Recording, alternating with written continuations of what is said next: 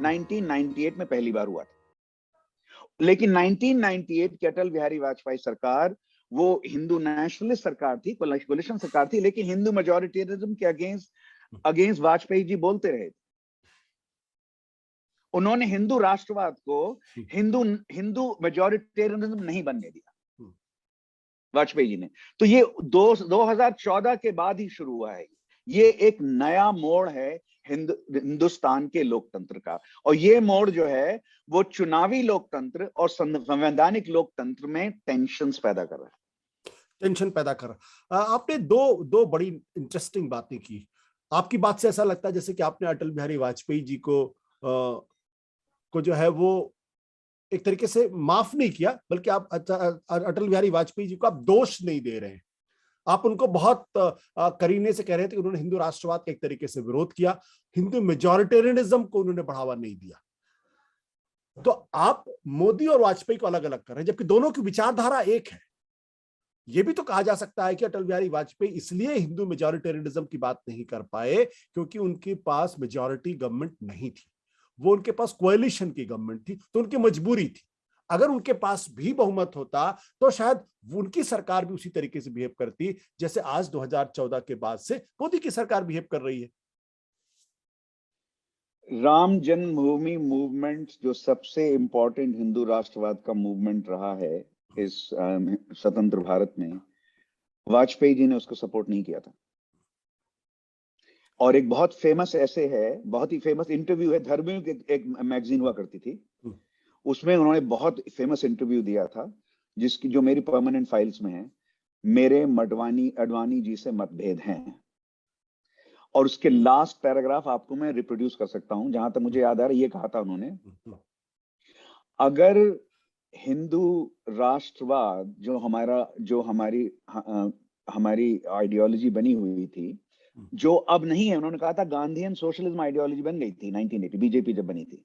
जब भारतीय जनसंघ खत्म हुई, बीजेपी बनी, तो उन्होंने जो आइडियोलॉजिकल डॉक्ट्रिन प्रपोज किया था वो था गांधीयन सोशलिज्म। उसमें कुछ हिंदू एलिमेंट्स थे, लेकिन हिंदू राष्ट्रवाद को नहीं कह रहे थे वो कि हमारा गाइडिंग आइडियोलॉजी है वो, ठीक है। और उन्होंने अयोध्या मूवमेंट को क्रिटिसाइज किया था, अयोध्या मूवमेंट के साथ नहीं गए थे वो, राइट। क्योंकि उन्हें लग रहा था कि ये डायरेक्शन, इसका एंड जो होगा वो जो हम देख रहे हैं अब उस तरह से होगा। ये उनका पर्सपेक्टिव था। ये उन्होंने सोचा उस दिशा में हिंदुस्तान को नहीं जाना चाहिए। तो थोड़ा उसे, जैसे हम लोग कहते हैं, थोड़ा हिंदूनेस आना चाहिए स्टेट क्राफ्ट में। स्टेट क्राफ्ट में थोड़ा हिंदूनेस आना चाहिए, लेकिन हिंदू राष्ट्रवाद गाइडिंग आइडियोलॉजी स्टेट की नहीं हो सकती, इसमें फर्क होता है। इसीलिए उनको कहा जाता है वो मॉडरेट हिंदू नेशनलिस्ट थे। वो राइट विंग हिंदू नेशनलिस्ट नहीं थे, वो right of centre Hindu nationalist थे। क्योंकि हिंदू राष्ट्रवाद गाइडिंग प्रिंसिपल हिंदुस्तान के स्टेट का, इंडियन स्टेट का नहीं हो सकता है। इसके बारे में कोई डाउट नहीं है। जो भी उन्होंने कहा 1960 में 70s में, 1980 के बाद डाउट नहीं है। अटल बिहारी वाजपेयी हिंदू राष्ट्रवाद से सरकार नहीं चलाना चाहते थे। थोड़ी हिंदूनेस होनी चाहिए उसमें, थोड़ा हिंदू कल्चर आ जाना चाहिए, इसमें ये वो चाहते थे। प्रोफेसर आशुतोष वार्ष्णेय, आप बड़ी इंटरेस्टिंग बात कर रहे हैं और मैं अपने आप को इस सवाल को पूछने से रोक नहीं पा रहा हूँ, क्योंकि मुझे ये भी याद पड़ता है कि अटल बिहारी वाजपेयी ने एक बड़ा फेमस भाषण दिया था, अब हिंदू मार नहीं खाएगा। और उसमें जो बातें की थी वो उस जमाने के हिसाब से भी काफी रेट्रोग्रेसिव मानी गई थी।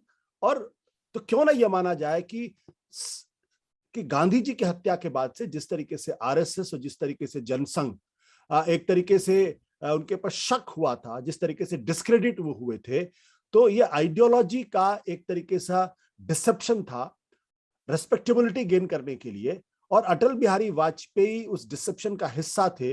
वो कैमोफ्लेज हो गए आरएसएस की आइडियोलॉजी को, क्योंकि तब वो अगर इस तरीके की कोई बातें कहते तो वो विचारधारा भी डिस्क्रेडिटेड होती, पार्टी का विस्तार भी नहीं होता और पार्टी आगे नहीं बढ़ती।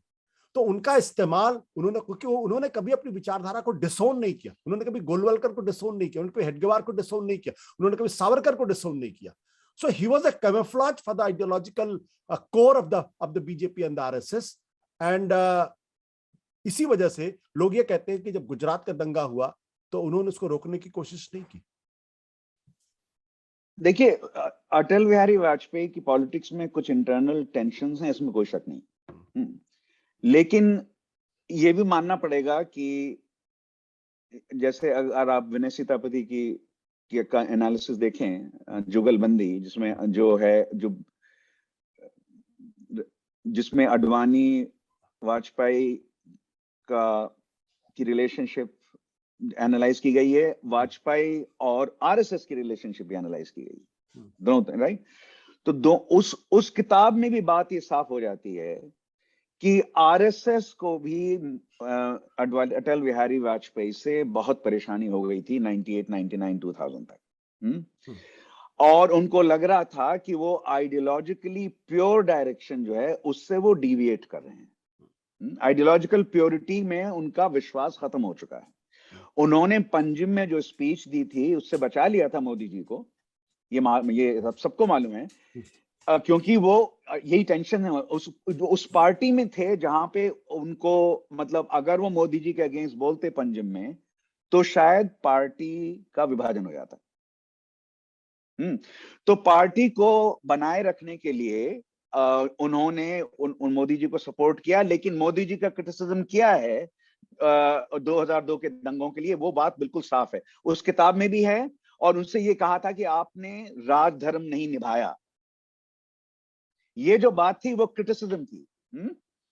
तो टेंशन है, टेंशन है, टेंशन है जरूर। मेरा कहना यह है कि ये एक डिसेप्शन भी तो हो सकता है, क्योंकि गुजरात दंगों की बात से नेशनल लेवल पे, इंटरनेशनल लेवल पे जबरदस्त तरीके से भारत की आलोचना हुई।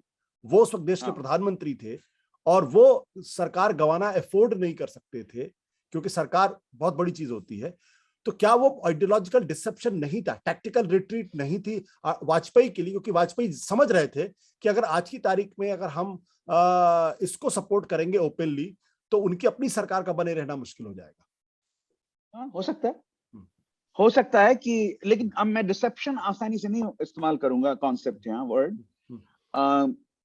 क्योंकि ये लग रहा है जो भी जिन स्कॉलर्स ने अटल बिहारी वाजपेयी को स्टडी किया है,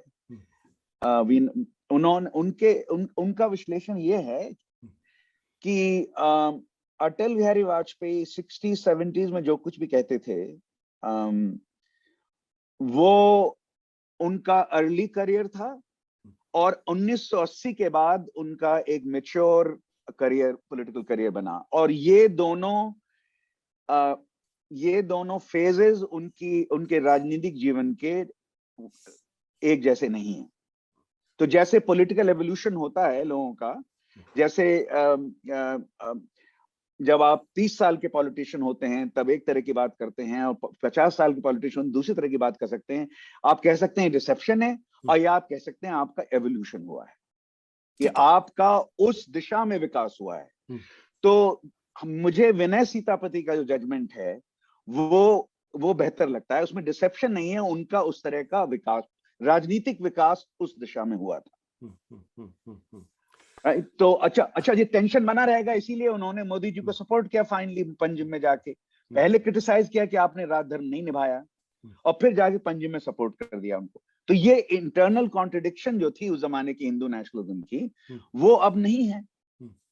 आप कह सकते हैं अब नहीं है क्योंकि मेजॉरिटी नहीं थी उनकी अटल बिहारी वाजपेयी की, लेकिन ये बात इसलिए मेरे ख्याल से सही नहीं होगी क्योंकि उनका 80 के ऑनवर्ड जो भी, जिन लोगों ने भी उनको एनालाइज किया है, ये कहा है कि उनका जेन्युइन पॉलिटिकल एवोल्यूशन हुआ है, इसमें डिसेप्शन की बात नहीं है, उस दिशा में उनकी राजनीति गई। प्रोफेसर वार्ष्णेय, मैं आपसे थोड़ा सा डिसएग्री होते हुए, क्योंकि मेरा मानना ये कि किसी भी व्यक्ति का इतिहास में आकलन उसकी विचारधारा के आधार पर होना चाहिए, और जो उनकी विचारधारा थी वो आरएसएस की कोर विचारधारा थी, और उसी विचारधारा से मोदी भी आते हैं, उसी विचारधारा से योगी भी आते हैं, उसी से आडवाणी और और अशोक सिंघल भी आते हैं, उसी से गोलवालकर भी आते हैं। सत्य हिंदी का ऐप डाउनलोड करें गूगल प्ले स्टोर पर।